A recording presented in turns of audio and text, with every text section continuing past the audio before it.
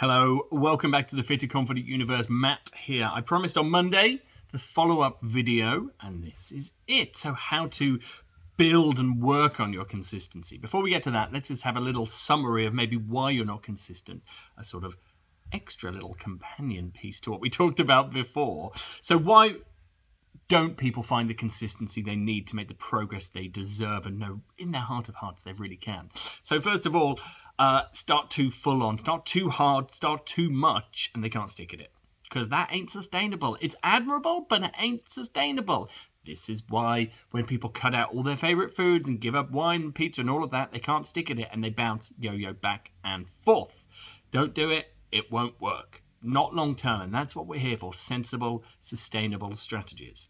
Another one that actually I didn't mention on Monday, but there are often, or sometimes, maybe not often, but depends, maybe in your world, external factors. So maybe you just don't have a supportive crew around you, like your boyfriend or your family or your colleagues. Like if they're always, even if they do it as a joke, if they're nitpicking about like, oh, like you don't need to work out, you look fine, or why are you doing that? Oh, don't bother with that. Like that can bring you down. If you've got this negative chorus in your mind, then yeah, of course, it's going to undermine your staying power. So you might need to look at finding different influences, or just telling, or if you do like them, just telling them less about what you're doing so they can't have an opinion of it. And then also the classic one, people who start, it's going well, they get interrupted for whatever reason, good or bad, and they stop and they think it's ruined. So they stop completely. Or they go back to the start, so they're always just restarting, or they stop and give up, and that's it. Like, promise, as I said before, it's not ruined. Just pick it up and get back to it. But to help you with that consistency specifically, like, find your cheerleaders. They are out there. Find your tribe, your people. You know I've got a free group. You're very welcome to come and join it, the Fit and Confident Universe. People from all over the world. You don't have to be a client. It's completely free, but it gives you motivation, support. People post in it for accountability, which I'm going to come on to in a second. It's just a lovely, inspiring place to be with people just like you, working on what you're working on, helping you realize you're not alone, that you don't have to go through this alone, that we're in this together and we work best as a group. We're more than the sum of our parts. Okay, accountability. So if you're in the free group, and some people do use this in this way, write what you're going to do this week. Say, I'm going to do X, Y, Z. Gives it a much better chance of it happening. Equally, just tell a friend, I'm going to go work out 3 times this week. Do you want to come join me? Gives you that extra layer of accountability to help you get that consistency, which, as we know, is what we need to get those results, to get those wheels turning so things start to happen. Hey, you can even work with a coach. Know any of them? Maybe. Drop me a line, by the way, if you do want to talk one-to-one personal training. We have spaces available.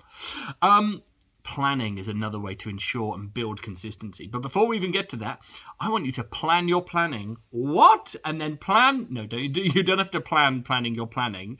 What I mean is choosing 10 minutes on a Sunday afternoon and then looking at your week. So choosing that 10 minutes is the planning.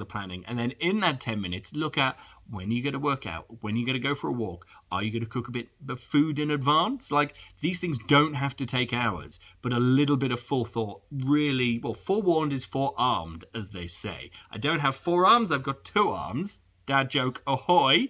But a little bit of planning really does help you out. You've heard of the 5 or 6 Ps. Prior preparation prevents piss poor performance. There's a lot to be said for that. And who wants a piss poor performance? Not you, not this guy. Maybe your neighbours who you don't like. I don't know. And then, last one, set some small goals. Like, big goals can be inspiring, but they're so far off. Sometimes they feel too far off, like you'll never hit them. So the small goals could be, I'm going to get 10 push-ups done every morning for 7 days in a row. Brilliant. That's doable. These are things which you know you can do. And when you do them, you get a little dopamine hit in your head for feeling good and doing what you said you'd do. Maybe you'll get off the bus 2 stops early and walk home 3 nights a week. Brilliant. These are little things that add up, but they're doable. They remind you of your power, what you're capable of. Set some little goals. Add those into the accountability as well. Work with someone else or a friend, and it will all come together. These are how we do it. This is how we get motivation to stay high, by celebrating the wins, by being around cool people, by having that accountability. Like I said, if you want some specific help, I can absolutely help with that. And by the way, if you want some extra extra layers of support, there's that amazing motivation workshop coming up I've got on Monday. Put the link in the group, in the comments, click on through, and it's obviously in this email as well. Any questions, let me know. You are wonderful and you can do this.